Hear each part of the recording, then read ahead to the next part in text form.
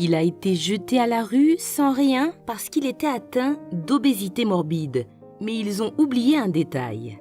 Salut à tous et bienvenue sur AZ 237. C'est l'histoire d'Esteban, un juge qui avait l'habitude de traiter toutes sortes de crimes et de criminels dans le cadre de ses responsabilités, mais qui, par hasard, a rencontré le cas le plus terrible de personnes dont il n'avait jamais entendu parler dans la rue, plutôt que dans le tribunal où il travaille. C'est une histoire qui intrigue. Vous ne voudrez pas en manquer une seule partie. Alors, restez à l'écoute jusqu'à la fin de la vidéo. Mais avant de commencer, voici la question du jour. Si on me laisse, je ravage. Et si on me donne à boire, je meurs. Qui suis-je? Donnez-nous votre réponse dans les commentaires. La réponse exacte vous sera donnée à la fin de la vidéo.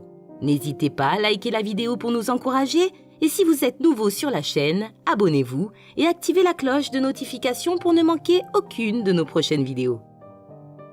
Esteban était un juge dévoué à son devoir envers l'État. Tout a commencé un jour où il a quitté son travail. Ce n'était pas une bonne journée. En effet, il avait eu des problèmes conjugaux à la maison avec sa femme. La veille au soir, après de nombreuses années de mariage, sa femme et lui ont accepté de signer les papiers du divorce. Esteban pensait que tout allait bien dans son mariage. À sa connaissance, sa femme ne lui a montré aucun signe de mécontentement. Elle l'a simplement informé de sa décision de partir sans lui fournir d'explications. Esteban était fatigué lorsqu'il a quitté le travail car il n'avait pas pu se concentrer sur son travail ce jour-là. Lorsqu'il est monté dans sa voiture, il a pris la décision, apparemment stupide, qui allait changer sa vie à jamais, plutôt que de rentrer directement chez lui, car il trouvait atroce d'affronter la solitude de sa maison où sa femme l'attendait jusqu'à récemment. Il se sentait seul depuis qu'elle est partie. Il a été blessé émotionnellement, mais il savait qu'il devait aller de l'avant. Alors, peut-être que ce détour serait un moyen pour lui de se vider l'esprit et de se distraire de la réalité de sa situation actuelle. Alors qu'il conduisait dans les rues de la ville à la recherche de quelque chose pour distraire son esprit, il a remarqué quelque chose. Il était sur une route étroite avant de déboucher sur un espace ouvert et isolé. Ce qu'il a remarqué était massif et inimaginable. Au début, il ne savait pas quoi en faire. Quand il a d'abord aperçu la masse, il a pensé qu'il s'agissait d'un tas d'ordures mal empilées. Mais quand sa voiture s'est approchée, il a vu que les déchets avaient une teinte inhabituelle, couleur chair. Il n'arrivait pas à deviner ce qu'était cette masse jusqu'à ce qu'il soit à quelques mètres, ce qui l'a surpris. Il était stupéfait par ce qu'il avait découvert dans cette zone isolée de la ville. Il a rapproché sa voiture pour mieux voir. Il a pensé à rester dans sa voiture parce qu'il n'était pas sûr de ce que la masse pouvait être. Cela pourrait-il être dangereux? Ou peut-être quelque chose de contagieux? Il a alors décidé malgré tout de se rapprocher de la masse. Il est sorti de sa voiture et a marché lentement vers la masse. Quand il s'est approché suffisamment pour mieux voir, il a découvert que ce n'étaient pas des sacs poubelles, mais le corps nu d'un homme obèse. Esteban s'est arrêté sans hésiter, ni se préoccuper du fait que les individus qui avaient attaqué l'homme étaient encore dans les parages et pourraient l'attaquer à son tour. Il a essayé de donner les premiers soins à l'énorme homme après avoir fait des efforts pour le mettre debout. Mais son pouls était faible et il ne répondait à aucune des tentatives d'Esteban pour le réanimer. Esteban était en état de choc alors qu'il essayait par tous les moyens de le sauver en vain. Il n'avait qu'une seule option. Il devait trouver un moyen d'emmener le pauvre homme à l'hôpital aussi vite que possible. Il savait qu'il ne pouvait pas le porter seul jusqu'à sa voiture et ne savait pas à quelle vitesse une ambulance arriverait. Il est donc allé dans la rue chercher l'aide de personnes qui l'ont aidé à le transporter dans sa voiture. Il s'est ensuite rendu en toute hâte à l'hôpital le plus proche, où l'homme obèse et inconscient a été admis et où il a dû mener une lutte acharnée. Esteban était agacé et mécontent de ce qu'il rencontrait. Il ne pouvait pas rester sans rien faire face à ce tragique incident. Il a donc intenté une action en justice pour obtenir des dommages et intérêts pour l'homme qui avait été jeté sans espoir dans la rue, malgré le fait que ce n'était pas son rôle en tant que juge d'enquêter, mais plutôt de porter des jugements basés sur des faits et des enquêtes menées par d'autres. Il était difficile de l'identifier puisqu'il était complètement nu lorsqu'il a été trouvé par le juge, qu'il n'avait pas de papier d'identité et qu'il n'y avait pas de caméra de sécurité dans la zone où il se trouvait. Il semblait que les escrocs qui l'avaient battu et abandonné avaient méticuleusement préparé leur plan d'horreur pour ne pas être détectés. L'obèse pouvait être identifié car ses empreintes digitales correspondaient à celles d'une base de données de la police et il avait un casier judiciaire. Victor, le grand, a été emprisonné il y a quelques années après avoir fait irruption dans un restaurant avec une arme et exigé que les flics soient convoqués. Lorsque la police est arrivée, le gars semblait ravi d'être appréhendé et ne s'est pas du tout opposé à être mis en prison. Tout au long du procès, l'avocat de Victor a réussi à établir que l'arme à feu qu'il avait exhibée au restaurant était un jouet. Le comportement de Victor dans le restaurant était clairement un geste désespéré de la part d'un individu émotionnellement instable qui était probablement triste à cause de son poids.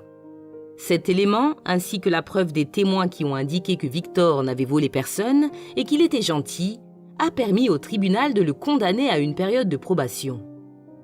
En conséquence, le tribunal a décidé dans cette instance que la probation de Victor serait conditionnée à sa volonté de participer à une thérapie mentale. La révélation de ce passé, du point de vue d'Esteban, a encore ajouté l'ambiguïté de la situation.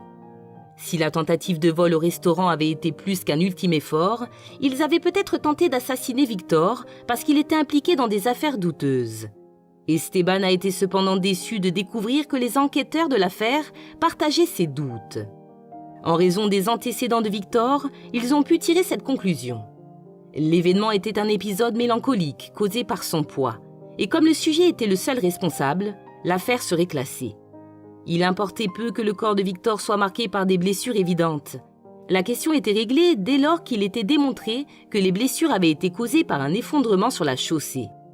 Esteban, cependant, avait pris les informations fournies par le dossier judiciaire obtenu dans les archives de la police comme une inquiétude personnelle et ne voulait pas lâcher prise. Esteban a retrouvé la thérapeute de Victor et lui a parlé.